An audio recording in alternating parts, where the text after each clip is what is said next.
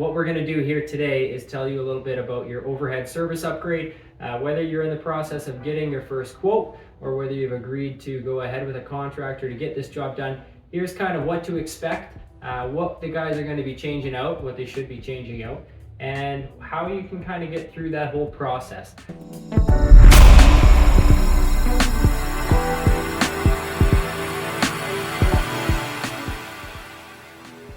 What's up, Edmonton? It's Ryan here with Hauer Power Electrical as your Edmonton electrician. Our goal here is to bring customer service back to the trades.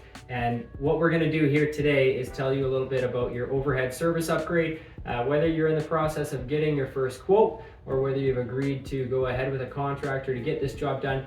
Here's kind of what to expect, what the guys are going to be changing out, what they should be changing out, and how you can kind of get through that whole process. So why you're going to be in this boat in the first place is probably because of a few main reasons, whether it's for safety and code compliance, whether for your family or whether for an insurance upgrade, or if you're looking to get a major renovation, maybe like air conditioning or a hot tub install, or if you're going to get an electrical vehicle and you need an electric vehicle charger, or if you need a legal basement suite, or if you're just looking to get an capacity increase, that's a whole different topic too. But today what we want to go over is the mains about what to expect when you have your electrical service upgrade performed.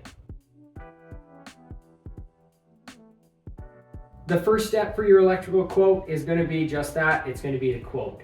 Go with your gut when you're getting your quote from your electrician. At the end of the day, the cheapest price might not actually be the cheapest price because of people having add-ons and extras and unforeseen circumstances. Go with your gut, because paying a little bit more at the start might actually be the cheapest and least expensive way to go at the end of the day. These overhead electrical service upgrades are no easy feat. And for these jobs to be done correctly, you need to have an electrical permit in place, and the utility company needs to be involved too. If your electrical contractor isn't wanting to pull a permit for a service upgrade, they might be doing what's called a hot swap. And that's a big fire hazard, and you don't want to get it done that way. If you do go that route, you could end up with, worst case scenario, a dead electrician and a big fine on your hands. So do it the right way, get a permit, and get the utility company involved. But your electrical contractor should be able to handle all of that for you.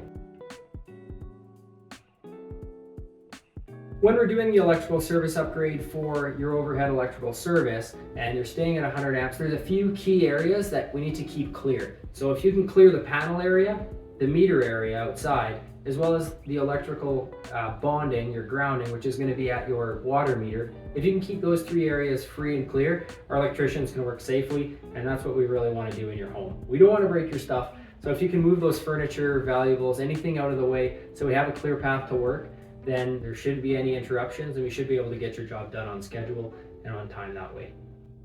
When we're doing an overhead electrical service and we're staying at 100 amps, or if we're going to 200 amps, either way, we need the mass clamps to be through a solid stud in your structure to support all the weight of that overhead cable. So to do that, we might need to get into either your kitchen, living room, dining room, or hallway, wherever our mast is going to go on the outside of your home on an interior wall. Now, our electrician probably would have mentioned this during the time of the quote, but it's a lot of information to take in.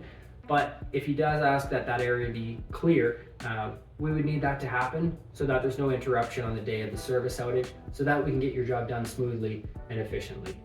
One of the best parts about working on someone's home is their dog.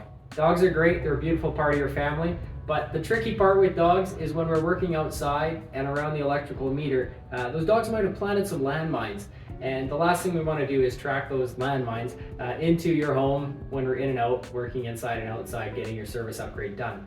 So if you could pick up after your dog for the day of installation, just to have a pathway around the electrical meter and in and out of the yard, that would be amazing for our crew, for this cleanliness of the whole project, and to make sure everything gets done nice and smooth.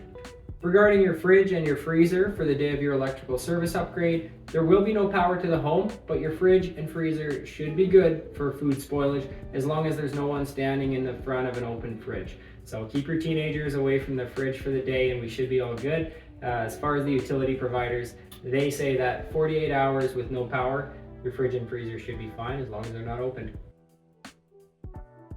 For your overhead electrical service upgrade, whenever we have overhead power lines, we often encompass power line issues with trees.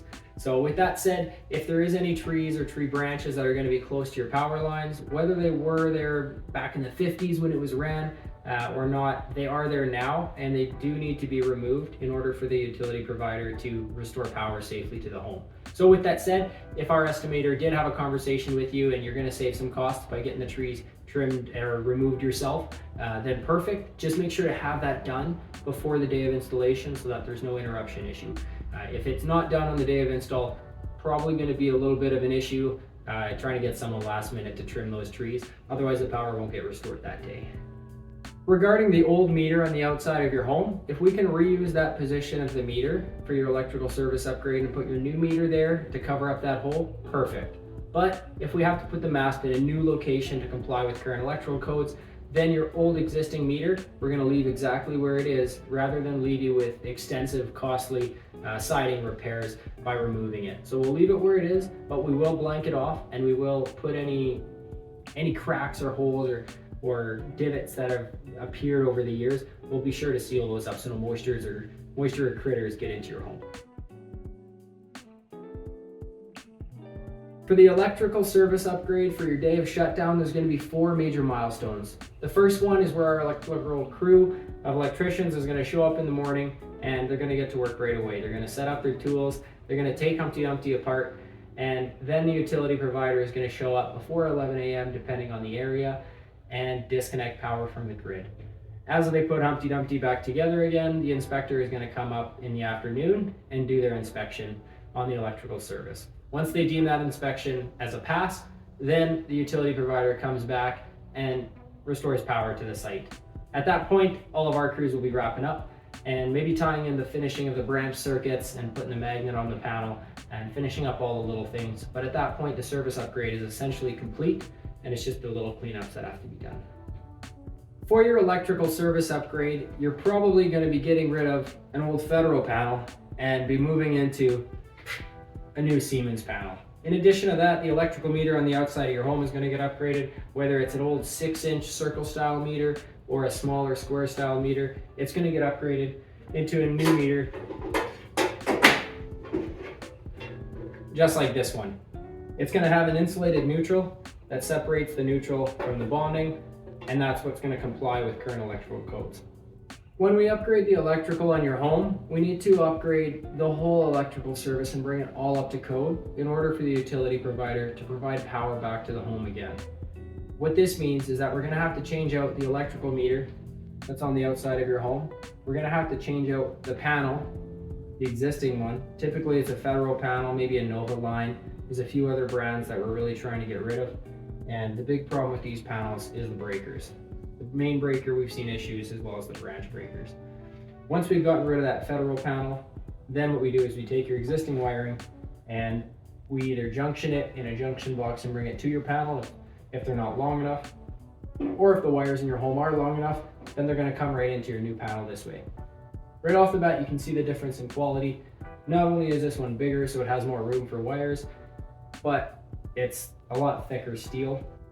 When it comes down to the actual breakers, compared to Siemens and Federal, they're a little bit different construction, but they're supposed to perform in the same manner, that when they see 15 amps, they trip and open the circuit from an otherwise harmful amount of current that could damage the wiring in your home. The problem is that a lot of the times, these Federal breakers don't quite function the way they're intended to, and they fail to trip when they're supposed to. That's a big part of why we want to put in a new panel into a home, whether it's a Siemens panel, Eaton panel, Schneider, Leviton, Square D, any brand new panel brand that doesn't have any recalls on it. And that's why we like a made in Canada Siemens panel for all of our jobs. There's other options too that you might want, but at the end of the day, we have zero issues with these panels, and it's a good quality panel. The breakers are solid, and we haven't had any callbacks with them, so we'll keep doing that. It's working. Once our electricians are done working on your home, they're more than likely going to ask you for a 5-star Google review. The most important part about these reviews is that it gives our customers, our clients, the chance to clear up any issues that they might have had with our crew or with the work, so that we can make it right before we leave. A big part of our customer service is letting other clients know what to expect and taking care of the clients that we currently have. So if you can leave us a review at the end of your experience, that would be amazing. It's what helps the phone to keep ringing and helps to keep our small business going and keep our guys employed. Thanks so much.